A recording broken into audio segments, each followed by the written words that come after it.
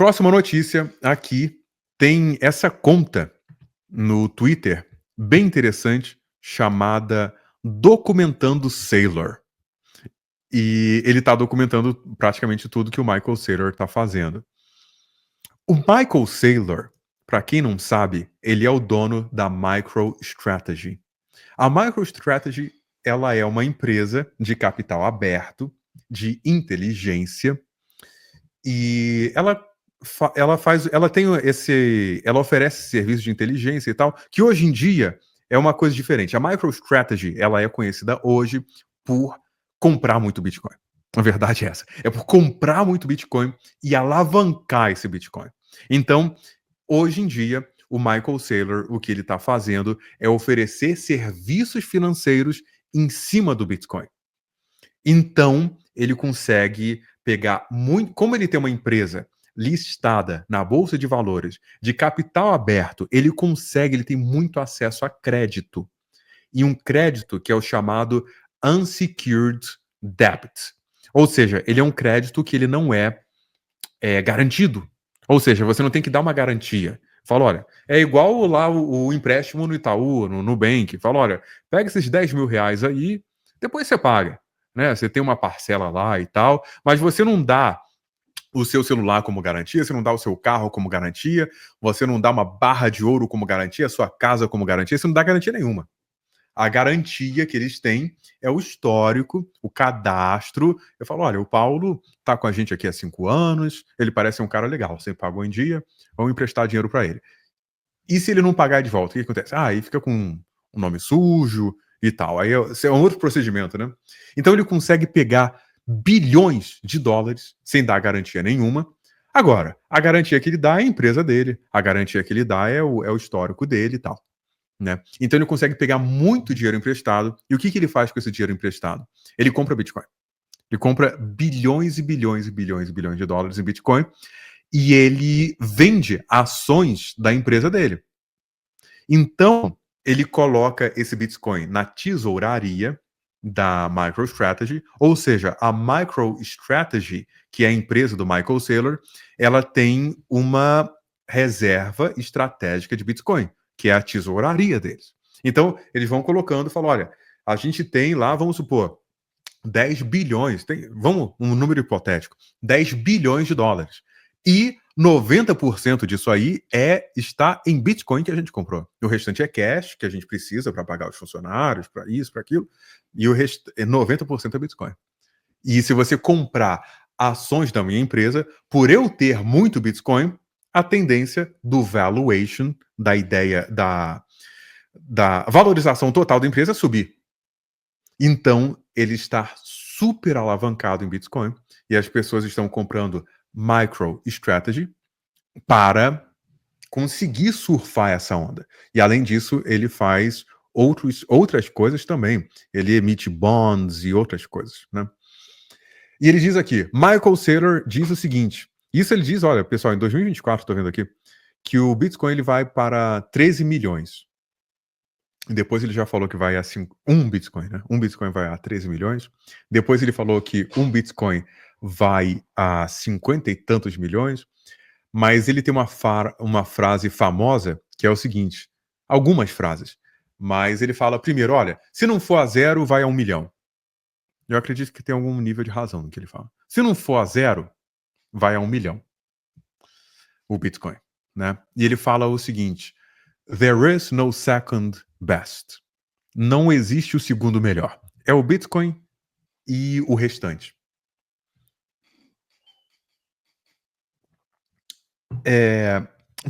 A primeira frase dele é essa, né? Que ele fala: se não for a 1 milhão, se não for a 0, vai a 1 milhão. Eu acho que ele tem razão. Por quê? Porque, olha, nesse momento, nós temos cerca de 23 países ao redor do mundo que estão considerando o Bitcoin como reserva estratégica. Isso não é a minha opinião, isso é um fato. São cerca de 23 países, né, que estão falando do Bitcoin. Então, coloca aí Estados Unidos, Polônia, Rússia, o Putin estava falando de Bitcoin, né? Rússia, os Estados Unidos, o Canadá está sendo falado disso. Tem projeto de lei no Brasil, se vai acontecer ou não é outra história, mas está sendo falado. El Salvador compra Bitcoin um por dia. Então, assim, ao total, se você somar tudo, são 23 países que estão colocando o Bitcoin como reserva estratégica, né? Além do ouro. Você chega aqui nos Estados Unidos, são cerca de 10 estados ao total, Flórida, Dakota do Norte, vários. Isso sem contar os fundos de pensões, instituições financeiras e tal, são dezenas que estão aderindo ao Bitcoin como reserva estratégica de valor. Por que eu estou enfatizando isso? Porque eles estão colocando o Bitcoin.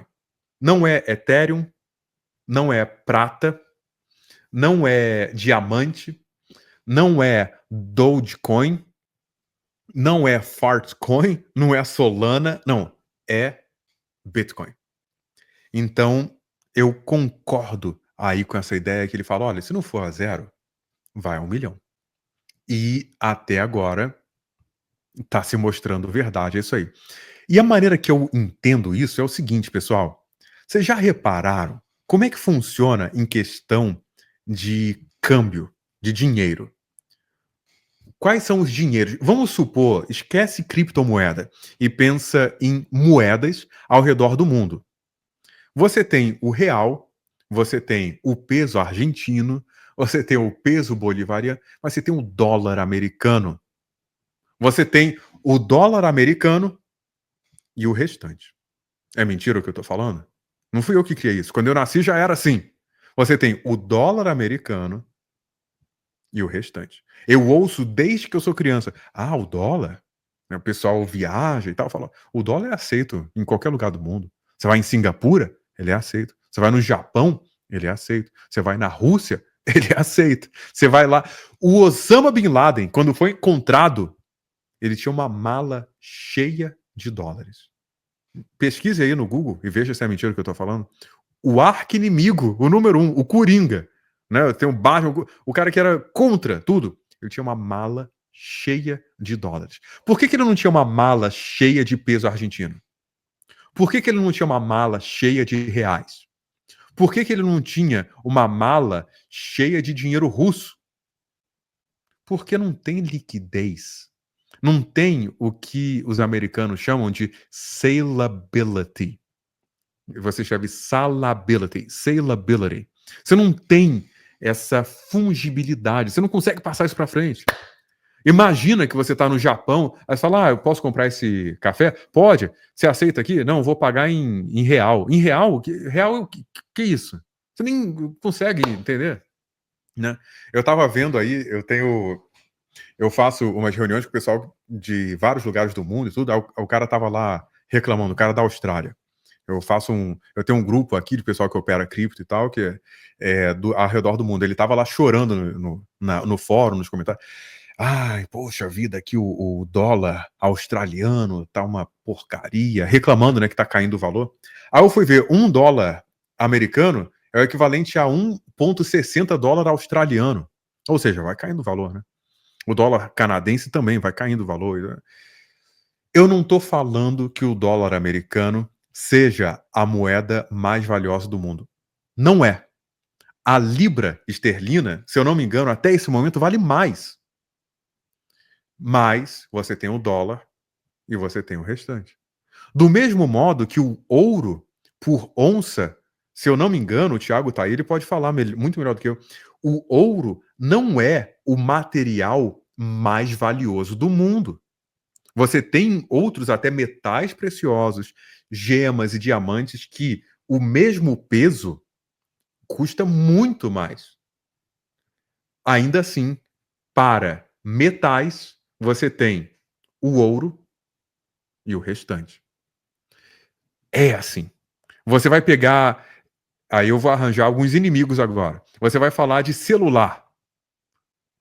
Qual é o celular que o pessoal compara sempre com todos os outros? Você tem o iPhone. Desculpa, pessoal, quem está usando aí, me assistindo com Motorola, Samsung, é ótimo, não tem problema nenhum. Pessoal que usa Xiaomi, é tudo bonito, lindo, agradável, não tem problema nenhum. Eu estou falando o que eu vejo. Você tem o iPhone, e o restante. Tanto que quando eles lançam um novo celular, você tem, fala, esse celular aqui, eles lançaram o Xiaomi, esse vai matar o iPhone, é o iPhone Killer. Esse aqui, olha, agora não tem mais para iPhone. Ah, tá. Então você está comparando esse novo celular com qual? Com Motorola, com Samsung? Não, com iPhone. Ah, tá. Então. Por quê? A medida é o iPhone. Não significa que o iPhone seja o melhor do mundo. Do mesmo modo que não significa que o Bitcoin seja o melhor do mundo, você tem redes e moedas e criptos que são mais velozes que o iPhone, mais velozes do que o Bitcoin, que eles são mais baratos que o Bitcoin, que tem características tecnológicas e logísticas muito superiores ao Bitcoin. O Bitcoin é um bloco a cada 10 minutos. Tem outras criptos, como Caspa, tem um pessoal que é maximalista do Caspa, é, que são, sei lá, 1000 blocos por minuto. Você tem blocos por segundo. Você tem outras tecnologias que são superiores. Ainda assim, você tem o Bitcoin e o restante, né? E eu vejo, o que eu quero dizer aqui é o seguinte: normalmente esse tipo de economia ela vai absorver todas as outras. O dólar, ele absorve a liquidez, o dinheiro do mundo inteiro.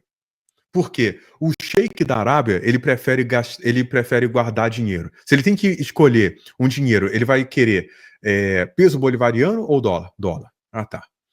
Se a pessoa lá, a rainha da Inglaterra, a pessoa está na Inglaterra, ela vai viajar com libra esterlina no bolso, que ela vai para o México, não, prefere dólar, porque você tem mais transação. Então, normalmente você tem um principal e o restante.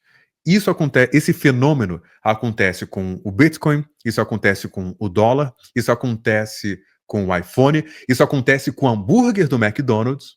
Qual é o hambúrguer mais famoso do mundo? Você já pensou aí? Eu não preciso nem falar. Qual é o hambúrguer mais famoso do mundo? Você pode botar aí nos comentários. Qual é? É o Big Mac. Não é isso? É o Big Mac. É o Big Mac. É o hambúrguer mais famoso. Significa que é o melhor do mundo? Com certeza não. Aliás, eu estava lendo, eu não acho que é o livro do Robert Kiyosaki. E ele é o Cash Flow Quadrant. É um dos livros do Robert Kiyosaki. E ele estava falando como é que ele explica logística e. Olha lá, o pessoal tá falando, ó. Xiaomi é horrível. Eu já tive um Xiaomi. Eu já tive um Xiaomi. Foi meio complicado. Foi muito bom. Foi muito bom durante 3 meses. Durante 3 meses foi um dos melhores celulares que eu já tive. Depois foi. Depois começou a ficar complicado.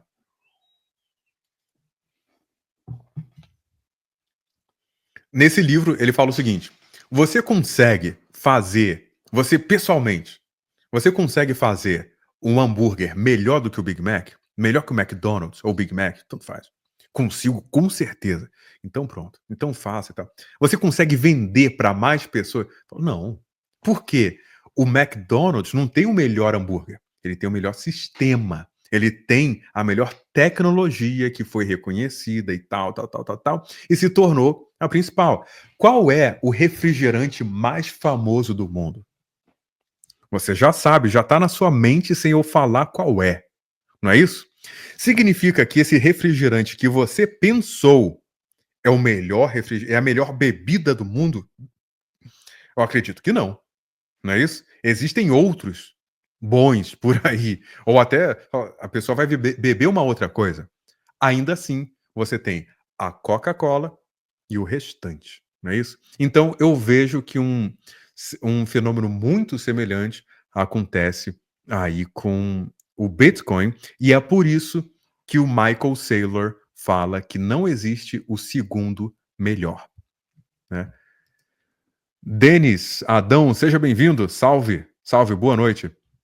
Então, o Michael Saylor, desde 2024 aí, ele já estava falando que o Bitcoin ia decolar, ia para 13 milhões. E quando ele esteve em Nashville, no Tennessee, ele já estava falando que o Bitcoin ele deve ir para.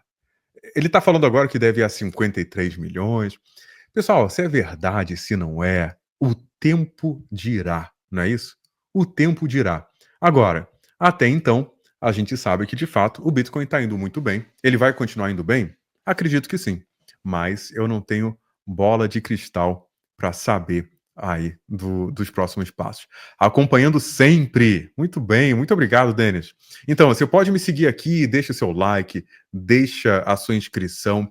Eu estou fazendo, pessoal, uma série de vídeos passando conceitos essenciais de cripto. Para você entender o que é criptografia, o que é tecnologia blockchain, o que é Bitcoin, como ter uma carteira, eu estava falando aqui hoje mais cedo, como ter uma carteira cripto.